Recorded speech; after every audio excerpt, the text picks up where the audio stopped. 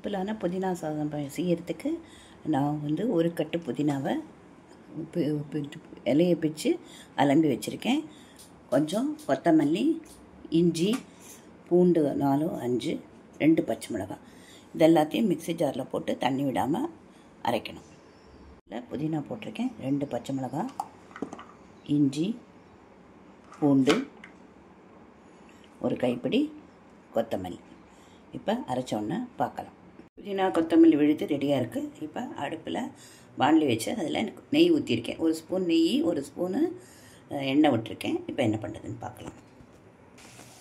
நெய் காஞ்செடுத்து இதில் லவங்கம், பட்டை, கிராம்பு, லவங்கப்பட்டை,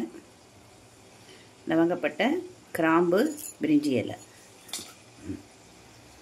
இது வறுத்த உடனே கொஞ்சம் ஜீரகம் 1/2 ஸ்பூன் வெடித்தோடனே பார்க்கலாம்.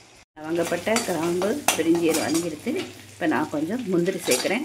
முந்திரி வந்து ஆப்ஷன், வேர்க்கடலை கூட நீங்கள் சேர்த்துக்கலாம். இது வறுத்த உடனே அரைச்ச விழுத சேர்க்கணும். முந்திரி நல்லா வறுத்து இப்போ அரைச்ச புதினா கொத்தமல்லியை விழுத கொஞ்சம் நாய் வதக்கணும். அப்புறம் நான் பாஸ்மதி ரைஸை வடித்து வச்சுருக்கேன். அதை வந்து இதில் கலக்கணும் உப்பு போட்டு. புதினா கொத்தமல்லி நல்லா வதங்கிடுது. இப்போ வெடித்து வச்ச சாதத்தை போடுறேன். உங்களுக்கு எவ்வளோ வேணுமோ அதுக்கேற்ற மாதிரி போட்டுக்கலாம். இதில் உப்பு சேர்க்கணும் கொஞ்சம், அப்புறம் எலுமிச்சம்பழம் புழியணும். சாதத்தோடு மிக்ஸ் பண்ணிட்டேன். இப்போ இதுக்கு தேவையான அளவு உப்பு 1 டீஸ்பூன் போடணும். நான் கொஞ்சம் சர்க்கரை போடுவேன், அப்போனா அந்த கசப்பு தன்மை இருக்காது, அதனால் கொஞ்சம் போடுவேன். 1/2 மூடி எலுமிச்சம்பழம்.